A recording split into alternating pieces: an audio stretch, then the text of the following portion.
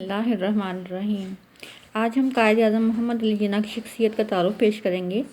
اگرچہ گزشتہ لیکچرز میں ہم نے قائد اعظم کے سیاسی کیریئر کا تعارف کروایا، اس کے علاوہ پاکستان کے قیام کے سلسلے میں ان کی خدمات پیش کیں، لیکن آج ہم ان کی شخصیت کا مختصراً جائزہ لیں گے کہ قائد اعظم محمد علی جناح ایک عام انسان سے ایک عظیم شخصیت کیسے بنے اور کون سی عادات تھیں جو انہوں نے اپنائی اور جس نے ان کو ایک عظیم انسان بنا دیا، یہاں تک کہ بڑے بڑے دانشور ان کی تعریف کرنے پر مجبور ہوئے اور انہوں نے اپنے فرمودات میں قوم سے مخاطب ہو کر کیا ارشادات فرمائے۔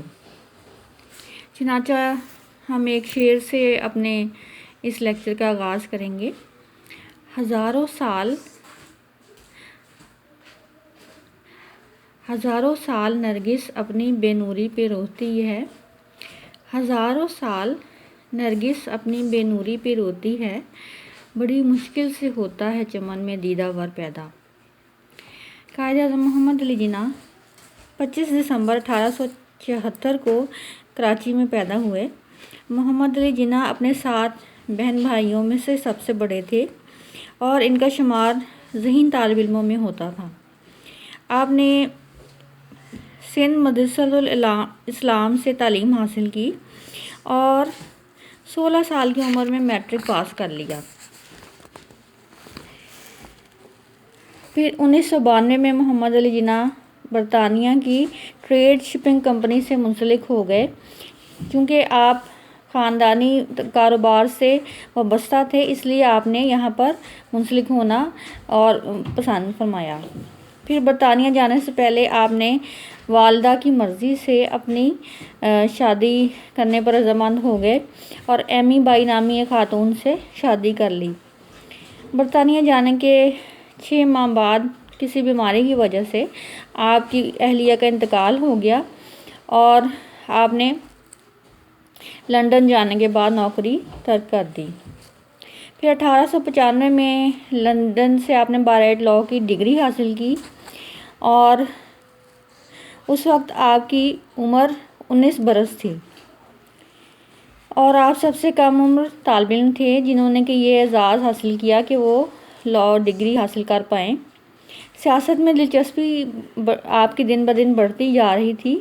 اس کی وجہ یہ تھی کہ برصغیر پاک و ہند میں انگریزوں کی حکومت تھی اور ہندوستان کے باشندوں کے ساتھ جب آپ نے بدسلوکی ہوتے دیکھی کہ انگریزی حکومت میں ان کے ساتھ بدسلوکی کی جا رہی ہے، تو محمد علی جناح کے اندر کے عظیم انسان نے انہیں مجبور کیا کہ وہ ہندوستان کے باشندوں کے لیے آواز اٹھائیں۔ پھر محمد علی جناح نے 1896 میں 1896 میں انڈین نیشنل کانگریس میں شمولیت اختیار کر لی اور ممبئی میں وکالت کا آغاز کیا۔ یہاں پر کچھ عرصہ تک آپ کسی کیس کو حل نہ کر پائے کیونکہ انہیں کوئی جاب میسر نہ تھی، تو انہیں عارضی طور پر اعزازی مجسٹریٹ کا عہدہ دیا گیا، جسے کہ آپ نے خوش اسلوبی سے نبھایا۔ بعد میں آپ کو جاب کی آفر ہوئی، مگر چونکہ آپ سیاست میں شامل ہونا چاہتے تھے اس لیے آپ نے جاب کو ریجیکٹ کر دیا اور نامی گرامی اقلیتوں کی وکیلوں کی فہرست میں شامل ہو گئے۔ جب آپ کام کر رہے تھے تو آپ بہت ہی نامی گرامی وکیلوں کی فہرست میں شامل ہو گئے تھے۔ ہندوستان ترقی پسندوں کے ساتھ برطانوی حکومت کی حمایت کی کہ شاید اس طرح ہندوستان کو سیاسی آزادی ہو سکے، مگر ایسا نہ ہو سکا۔ گاندھی کی ہندو پرست پالیسیوں نے جناح کو کانگریس چھوڑنے پر مجبور کر دیا۔ اگرچہ مسلمان اور ہندوؤں کے اتحاد کے داعی تھے محمد علی جناح، لیکن جب ان کو کانگریس کی اور گاندھی کی ذہنیت کا پتہ چلا تو انہوں نے کانگریس کو چھوڑ دیا۔ 1913 میں مسلم لیگ کے اٹوٹ انگ بن گئے اور 1916 میں جناح کو لکھنؤ میں ہونے والے اجلاس میں صدر منتخب کر لیا گیا۔ اسی سال میں مسلم لیگ اور کانگریس کے درمیان پرامن معاہدہ بھی ہوا تھا اور اس کی وجہ بھی محمد علی جناح تھے جنہوں نے کہ اپنی کوششوں سے پرامن معاہدہ حل کروایا۔ پھر مسلم لیگ اہم سیاسی جماعت بن گئی۔ رفتہ رفتہ نمائندہ جماعت بن گئی، اور چونکہ آپ سیاست میں بہت زیادہ شامل تھے تو اس وجہ سے آپ کی گھریلو زندگی متاثر ہوئی۔ 1918 میں آپ نے ایک فارسی خاتون رتن بائی سے شادی کر لی، جو کہ اسلام قبول کرنے کے بعد مریم بائی کے نام سے جانی گئی، جن سے کہ ان کی ایک بیٹی بھی ہے، وینا جنا، جو کہ تاحیات ہیں، اور انہوں نے اپنے والد کے نام سے جانی جاتی رہیں۔ اختلافات ہوئے پھر، لیکن جب قائد اعظم محمد علی جناح نے پاکستان کے قیام کے لیے کوششیں کی تو لوگوں نے انہیں بہت زیادہ، ان کے رویے سے لوگوں نے ان کو دل برداشتہ کیا۔ قائد اعظم بہت زیادہ دل برداشتہ ہو گئے اور سب کچھ چھوڑ چھاڑ کر برطانیہ چلے گئے۔ لیکن اس دور میں لیاقت علی خان جیسے عظیم لیڈر موجود تھے اور علامہ محمد اقبال جیسے مفکر پاکستان موجود تھے۔ انہوں نے جا کر قائد اعظم کو سمجھایا کہ وہ واپس تشریف لائیں اور آ کر پارٹی کی اثر نو تنظیم کریں، اور اس کے علاوہ مسلمانوں کے لیے ایک الگ مملکت کا سوچیں۔ چنانچہ قائد اعظم محمد علی جناح اپنے ساتھیوں کے مشورے سے وطن واپس آ گئے۔ 1934 میں ہندوستان میں واپس آ گئے برطانیہ کو چھوڑ کر، اور 1940 میں ہندوستان میں قرارداد پاکستان منظور کی گئی اور علیحدہ مملکت کا تصور پیش کیا گیا۔ 1946 میں مسلم لیگ نے مسلمانوں کی زیادہ نشستوں پر کامیابی حاصل کر لی۔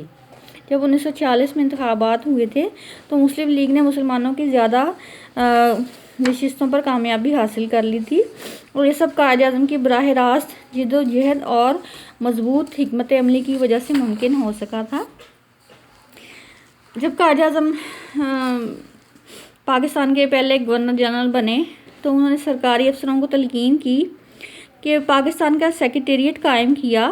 25 مارچ 1948 کو سرکاری افسروں سے مخاطب ہو کر آپ نے تلقین کی کہ آپ کو قوم کے خادم کی حیثیت سے اپنے فرائض سر انجام دینے چاہیے۔ آپ کا رویہ عوام سے ایسا ہونا چاہیے کہ ان کو احساس ہو کہ آپ حکمران نہیں بلکہ قوم کے خادم ہیں۔ آپ کو تمام امور ایمانداری دیانتداری سے انجام دینے چاہیے۔ یہ 25 مارچ 1948 کا خطاب تھا جو کہ قائد اعظم کی زبانی میں نے پیش کیا۔ قائد اعظم نے جو بیوروکریسی میں افراد شامل ہوتے ہیں ان سے مخاطب ہو کر فرمایا تھا کہ وہ اپنے آپ کو قوم کا خادم سمجھیں بلکہ اپنے آپ کو افسر نہیں گردانیں۔ اس کے علاوہ ایک پروفیسر ہیں اسٹینلے وارپرڈ، انہوں نے محمد علی جناح کے اوپر ایک کتاب لکھی ہے جس کا نام ہے جناح آف پاکستان۔ اس میں انہوں نے قائد اعظم کو خراج تحسین پیش کیا ہے کہ انہوں نے ایک عظیم انسان ہونے کا حق ادا کر دیا، اور انہوں نے اپنے الفاظ میں لکھا ہے، اسٹینلے وارپرڈ نے اپنی کتاب میں جناح آف پاکستان میں وہ لکھتے ہیں، بہت کم لوگ ایسے ہوتے ہیں جو تاریخ کا دھارا بدل کے رکھ دیتے ہیں، اور ایسے لوگ تو اور بھی کم ہوتے ہیں جو دنیا کا نقشہ بدل کے رکھ دیتے ہیں، اور ایسے کوئی ہوتے ہیں جو ایک نئی مملکت قائم کر دیتے ہیں۔ محمد علی جناح ایک ایسی شخصیت ہیں جنہوں نے بیک وقت تینوں کارنامے کر کے دکھائے۔ چنانچہ قائد اعظم محمد علی جناح نے شبانہ روز محنت سے 14 اگست 1947 کو پاکستان کو دنیا کے نقشے پر پیش کیا۔ اگرچہ اس میں ان کا بہت خون پسینہ بہا اور انہوں نے بہت قربانیاں دیں، مگر ان کے ارادے نہیں ہٹے اور مضبوط ارادوں پر قائم رہے، مگر شبانہ روز محنت کی وجہ سے ان کی صحت متاثر ہو گئی۔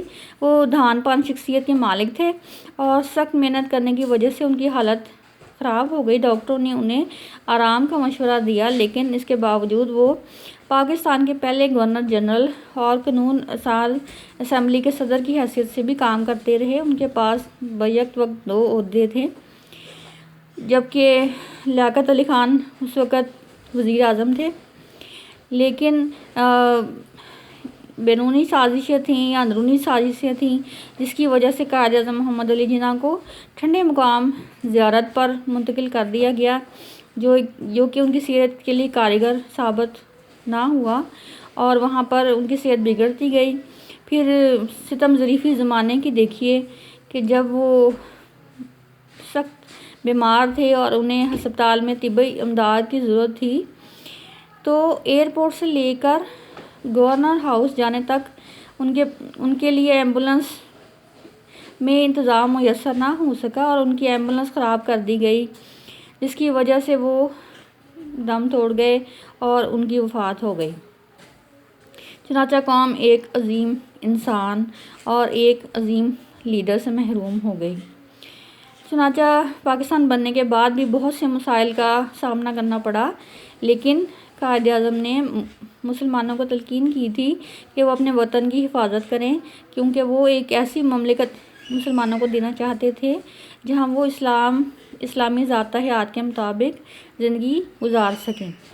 اللہ تعالیٰ ہمیں قائد اعظم کے اصولوں کو اپنانے اور ان کے نقش قدم پر چلنے کی توفیق عطا فرمائے، نیز یہ کہ ان کے مضبوط ارادوں اور باہمت شخصیت کو ہم نمونہ سمجھیں اور اس کے مطابق ہی اپنی شخصیت کو ڈھالنے کی کوشش کریں، کیونکہ ہم سب مسلمان ہیں، پاکستانی ہیں اور پاکستان کی حفاظت کرنا ہم سب پر لازم ہے۔ وآخر دعوانا ان الحمدللہ رب العالمین۔